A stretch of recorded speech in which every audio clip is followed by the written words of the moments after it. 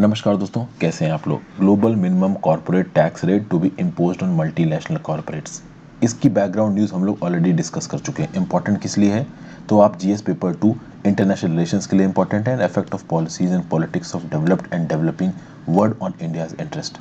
कहीं ना कहीं इकोनॉमिक्स के रिस्पेक्ट में ये पर्टिकुलर टॉपिक इंपॉर्टेंट हो जाता है।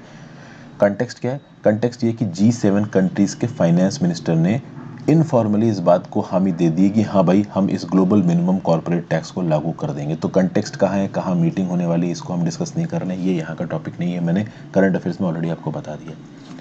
बेसिक चीज़ ये है कि अगर ये ग्लोबल मिनिमम कॉर्पोरेट टैक्स लागू हो जाता है, साइन होने के बाद रेटिफाई हो जाता है, तो इसको इम्प्लीमेंट किस प्रकार से किया जाएगा और कहाँ पे कितना टैक्स लगाया जा सकता है।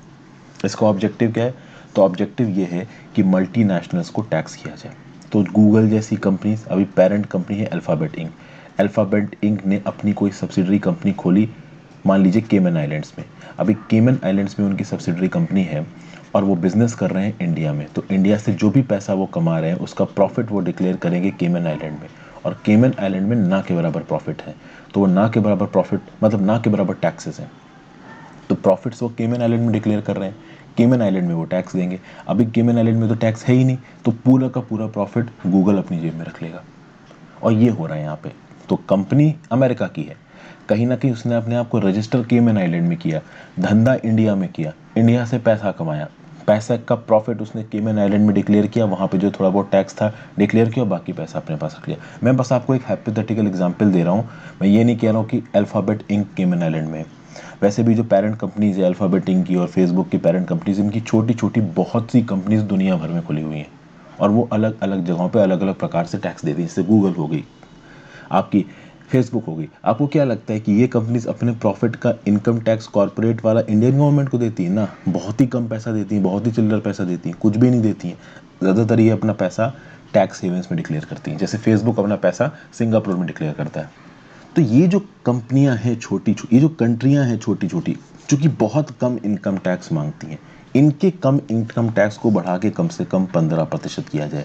ये पहली यहाँ पे मैं आपको बता देता हूँ, इस ग्लोबल मिनिमम कॉर्पोरेट टैक्स के बहुत से फैसेट्स हैं, एक एक करके मैं आपको फैसेट बता रहा हूँ। पहला फैसेट तो ये है कि ये कंट्रीज जो बहुत कम इनकम टैक्स लेती हैं वो कम से कम 15% का इनकम टैक्स लें। अब ये कितना कम इनकम टैक्स लेती हैं इसके बारे में मैं यहाँ पे आपको एक फिगर दिखाना चाहूँगा।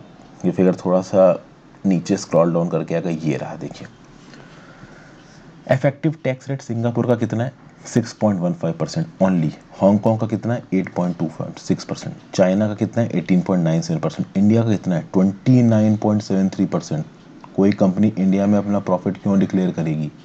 ब्रिटिश वर्जिन आइलैंड का कितना है? 0.07%। केमन आइलैंड का कितना है? 0.22%। तो ये कंपनीज ब्रिटिश वर्जिन आइलैंड्स और केमन जैसे आइलैंड्स में तो हेडक्वार्टर खुलेंगे ही। वो हेडक्वार्टर भले ही एक कमरे के खोपचे हो और वहाँ पे सारा प्रॉफिट डिक्लेयर होगा, कम टैक्स दिया जाएगा और पूरा का पूरा पैसा वो कंपनी वाला खा लेगा। तो अभी अमेरिका की कंपनी केमन आइलैंड में हेडक्वार्टर खोल के इंडिया चाइना जैसी कंट्री से धंधा करती है, तो फायदे में कौन है? केवल वो कंपनी है। अमेरिका क्यों परेशान है? अमेरिका परेशान है कि भाई ये कंपनीज हमारे एंटरप्रेन्योरशिप के इन्वायरमेंट को इस्तेमाल करके, हमारी टेक्नोलॉजी को इस्तेमाल करके इतनी बड़ी बन गई और अब अमेरिका के अंदर ही टैक्स नहीं दे रही। तो अमेरिका इस बात से परेशान है। इंडिया जैसी कंट्रीज इस बात से परेशान है कि हम इनके ऊपर टैक्स लगा नहीं सकते, बिल्कुल नहीं लगा सकते। आप गूगल और फेसबुक को एक लिमिट से ज़्यादा फोर्स कर ही नहीं सकते हो टैक्स लगाने के लिए, कैसे लगाओगे इनके ऊपर टैक्स? ये कंपनीज बोलेंगी कि हम आपके यहाँ इनडायरेक्ट टैक्सेस भर रहे हैं।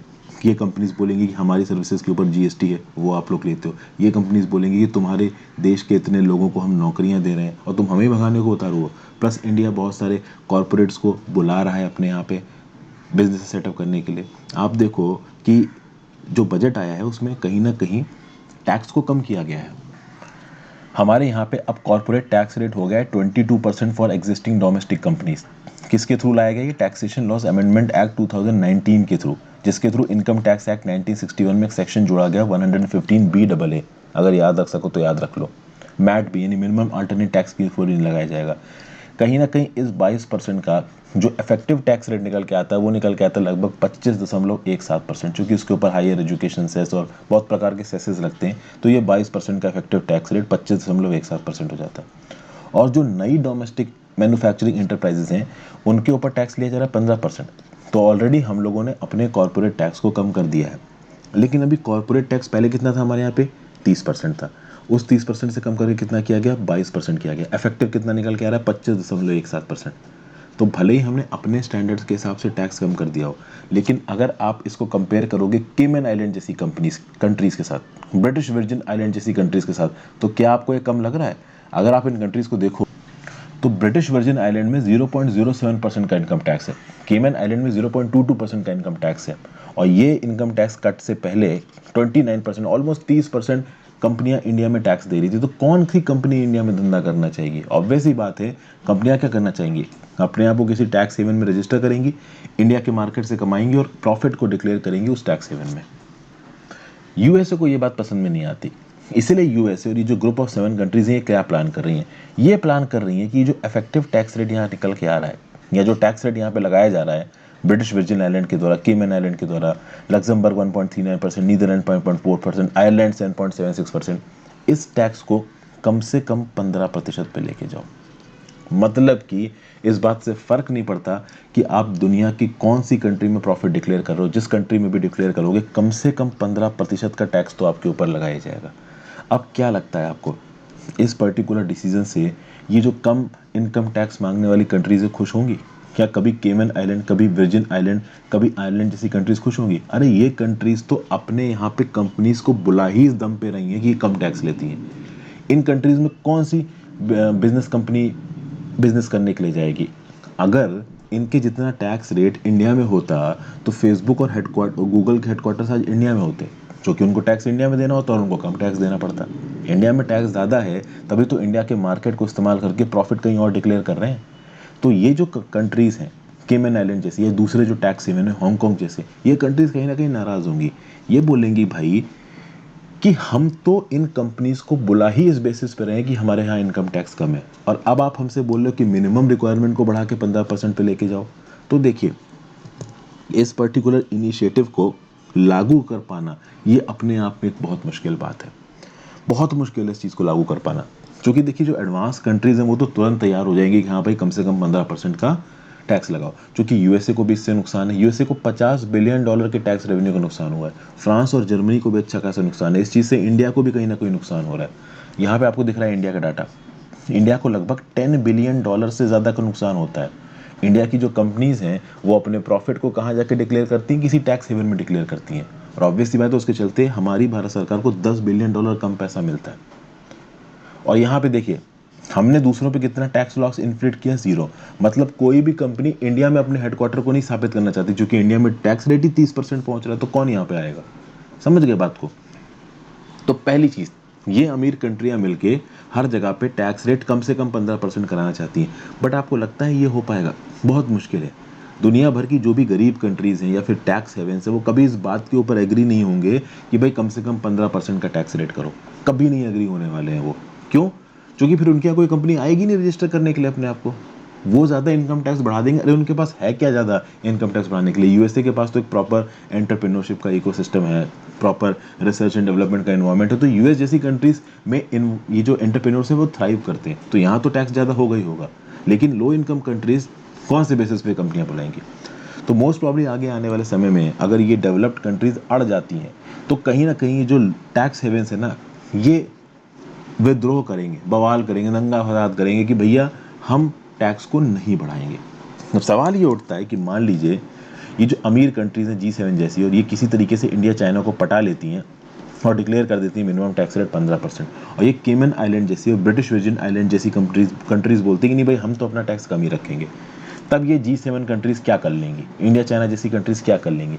मान लो कल की डेट में केमन आइलैंड और ब्रिटिश वर्जिन आइलैंड इस बात को मानने से ही मना कर दे कि हम इनकम टैक्स नहीं बढ़ाएंगे, ये बोल दे कि हम तो अपना इनकम टैक्स नहीं बढ़ाएंगे, हम कम ही रखेंगे, तो ये अमीर कंट्रीज क्या कर लेंगी?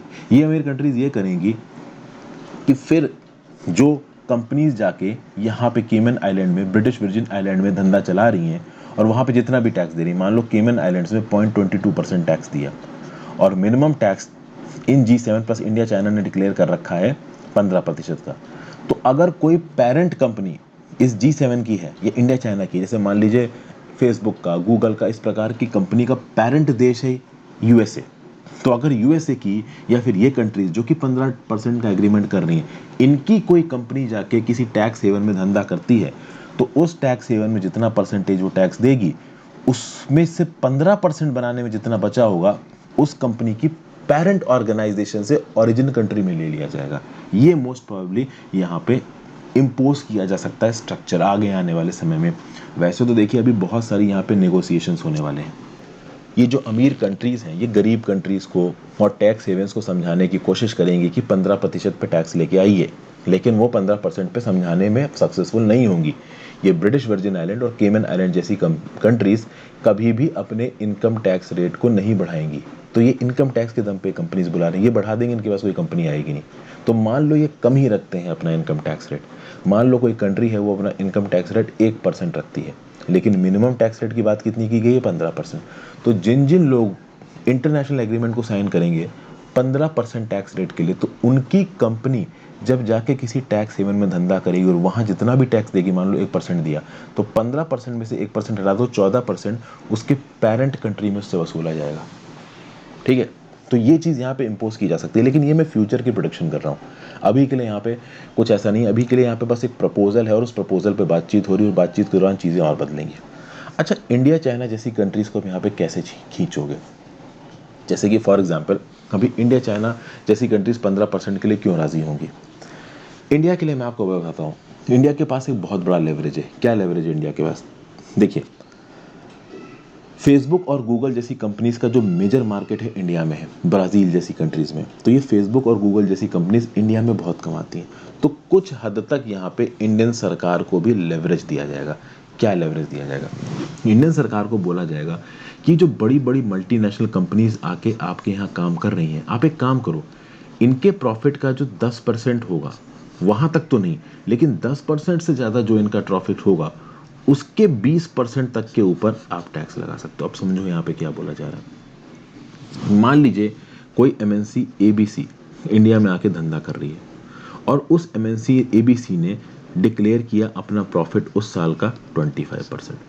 ठीक है भाई, उसने अपना प्रॉफिट डिक्लेयर किया 25%, तो पहले 10% पे भारत सरकार टैक्स नहीं लगा पाएगी। 10% के बाद एक्स्ट्रा प्रॉफिट कितना हुआ? 15%। इस 15% के 20% के ऊपर सरकार प्रॉफिट लगा पाएगी, मतलब टैक्स लगा पाएगी। यानी कि बचे हुए 15% का 20% कितना हो गया? 3%। यानी केवल 3% के ऊपर। यानी अगर ओवरऑल ये कंपनी इंडियन मार्केट में 25% प्रॉफिट पोस्ट कर रही है, तो उसका केवल 3% प्रॉफिट के ऊपर ही इंडियन गवर्नमेंट टैक्स लगा पाएगी। मतलब कुल मिला के यहाँ पे ये जो डेवलप्ड कंट्रीज बोल रही हैं इंडिया से कि भाई आप लोग भी टैक्स लगा सकते हो, आपके यहाँ जो कंपनी काम कर रही है, ये सब बोलने भर की बात है। इससे कोई खास पैसा इंडिया वालों के पास आने वाला नहीं है। मैं आपको फिर से ये बात समझाता हूँ। देखिए, मान लीजिए कोई कंपनी फिर से दूसरी तरीके से एबीसी इंडिया में आई और एबीसी में आके उसने इंडिया में आके 100 करोड़ रुपए की लागत की और उसको एक साल में कितने बने? उसके 140 करोड़ रुपए बने। समझे? उसने 100 करोड़ की लागत करी, उसके पैसे कितने बने? 140 करोड़ रुपए। तो मतलब उसको कितने का प्रॉफिट हुआ? 40 करोड़ रुपए का प्रॉफिट हुआ। उसका कितना खर्चा हुआ? तो उस साल में उस कंपनी का 100 करोड़ रुपए खर्चा हुआ, तो उस कंपनी का प्रॉफिट कितना हुआ? 40% का प्रॉफिट हुआ। सिंपल है। अभी पहले 10% प्रॉफिट के ऊपर भारत सरकार टैक्स नहीं लगा सकती। समझ गए? तो इस 40% प्रॉफिट में से पहले 10% प्रॉफिट के ऊपर भारत सरकार टैक्स नहीं लगा सकती। तो 10% हटा दिया तो कितना बचा? 30%। तो 30% के ऊपर भारत सरकार टैक्स लगा सकती है, लेकिन इस 30% की भी केवल 20% के ऊपर भारत सरकार टैक्स लगा सकती है। तो 30% का 20% कितना हो जाएगा? 6%। यानी कि ये 100 करोड़ का जो 6% है, जबकि हो गया 6 करोड़ रुपए, इस 6 करोड़ रुपए के ऊपर भारत सरकार टैक्स लगा पाएगी। अब भारत सरकार दिमाग नहीं घूमेगा, भारत सरकार बोलेगी क्या मजाक कर रहे हो आप लोग, अब तुम लोग प्रॉफिट कमा रहे हो 40 करोड़ रुपए इंडियन मार्केट से, और इस 40 करोड़ में से हमें टैक्स लगाने की ताकत दे रहे हो केवल 6 करोड़ के ऊपर। तो डेवलप्ड कंट्रीज बोलेंगे कि आप दूसरी पिक्चर देखिए, आप ये देखिए कि ये कंपनीज आपके देश में जाके काम कर रही हैं, आप में से कितने लोगों को एम्प्लॉयमेंट मिल रहा है। आप ये देखिए कि ये कंपनीज आपके देश में जाके सर्विसेज दे रही हैं, उन सर्विसेज के चलते आपके पास कितना जीएसटी कलेक्शन हो रहा है।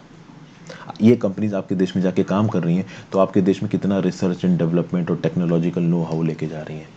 तो भाई जब इतना फ़ायदा ये कंपनीज आपके देश को ऑलरेडी दे रही हैं, तो टैक्स तो आपको कम ही पैसे पे लगाने देंगे ना। तो ये पूरा का पूरा सिनेरियो निकल के आ रहा है, और इस सिनेरियो के ऊपर तगड़ा आप कह सकते हो कि आगे आने वाले समय में बहस होने वाली है। भारत जैसे देश जिनके पास एक बहुत बड़ा मार्केट है वो यहाँ पे एडवांटेज में है। किस हिसाब से टैक्स लगाना है, किस हिसाब से ग्लोबल टैक्स इंफ्रास्ट्रक्चर के नेटवर्क को डेवलप करना है, ये आगे आने वाले समय में बहुत हद तक इसके नेगोशिएशंस में भारत एक इंपॉर्टेंट रोल प्ले करेगा, क्योंकि बहुत बड़ा मार्केट है इंडिया। चाइना के बाद सबसे बड़ा मार्केट इंडिया ही है। तो आई होप आपको इस वीडियो में इतना ज़रूर समझ में आ गया होगा कि जो 15% टैक्स रेट लगाने की बात की जा रही है इसको कैसे इंप्लीमेंट किया जाएगा, और इंडिया जैसी कंट्रीज़ को जिनके मार्केट का इस्तेमाल करके ये इंटरनेशनल कंपनीज पैसा कमा रही हैं वो यहाँ से कैसे बेनिफिट कर सकते हैं। अच्छा, मैं एक बात आपको यहाँ पे और बता दूँ, अगर इंडिया इस पर्टिकुलर मैकेनिज्म में तैयार हो जाता है कि हाँ भाई 10% प्रॉफिट नहीं, उसके बाद के प्रॉफिट के 20% के ऊपर टैक्स लगा सकता है, अगर इसको इंडिया मानता है तो इंडिया अभी के लिए जो इक्वलाइजेशन लेवी लगा रहा है ना 2% की, इंडिया अभी के लिए जो डिजिटल कॉर्पोरेट या फिर डिजिटल सर्विस टैक्स लगा रहा है 2% का, वो इंडिया को बंद करना पड़ेगा। सिमिलरली यूरोपियन कंपनीज भी अगर इस नए ग्लोबल मिनिमम कॉर्पोरेट टैक्स वाले रजीम के अंदर आती है ना, तो यूरोप में जो भी डिजिटल सर्विसेज टैक्स लग रहे हैं, इंडिया में जो 2% की इक्वलाइजेशन लेवी बन रही है, ये हमको बंद करनी पड़ेगी, और ये हमारे लिए एक नुकसान का सौदा है। अब मैं आपको बताता हूँ नुकसान का सौदा क्यों है।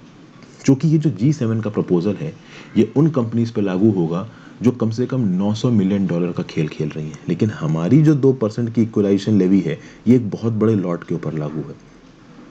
अगर मैं आपको कुछ स्टैटिस्टिक्स बताऊं तो स्टैटिस्टिक्स से आपको ये पता चलेगा कि इंडिया उन कंपनीज के ऊपर ये 2% की इक्वलाइजेशन लेवी या डिजिटल सर्विसेज टैक्स कमाता है जिनका रेवेन्यू 2 करोड़ से ज़्यादा का है, या फिर $2,70,000 से ज़्यादा का है। और यहाँ पे G7 जिन कंपनीज की बात कर रही हैं उनकी लोअर रेंज होगी $900 मिलियन, यानी सिर्फ फेसबुक गूगल जैसी कंपनीज ही यहाँ पे फिट बैठने वाली है।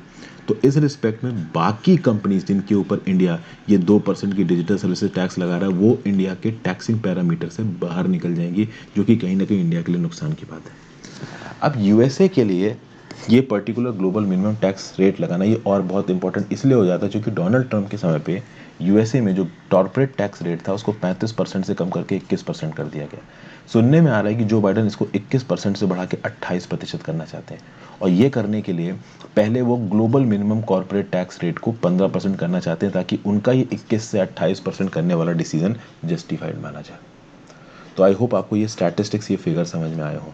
इसीलिए जो आर्टिकल्स मैं बना रहा हूँ उनको देखिए भी, साथ साथ उनको जब मैं वीडियोस में एक्सप्लेन करता हूँ वो भी देखिए। मैं आपको डिफरेंट यहाँ पे व्यू पॉइंट्स देने की कोशिश करूँगा। आशा करता हूँ आपको पसंद आई हो वीडियो। इस पर्टिकुलर आर्टिकल की PDF चाहते हैं तो नीचे दिए गए लिंक पे जा सकते हैं, वहाँ से आप PDF प्रिंट मार सकते हैं, वहाँ पे आप आर्टिकल पढ़ भी सकते हैं। Thank you for watching friends. ज़्यादा से ज़्यादा लोगों के साथ इस वीडियो को शेयर करिएगा। एक बार वेबसाइट रेफर कर लीजिए, इंस्टाग्राम पे फॉलो करके अपने मैसेज भेज सकते हैं, टेलीग्राम ग्रुप ज्वाइन कर लीजिए लेक्चर्स की नोटिफिकेशन के लिए।